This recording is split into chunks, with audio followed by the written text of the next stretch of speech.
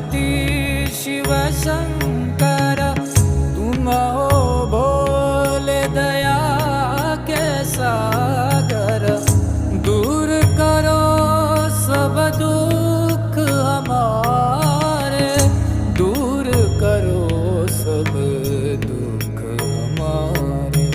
शंभो शंकर नमः शिवाय, गिरिजा शंकर नमः शिवाय। आदिदेव तुम नमः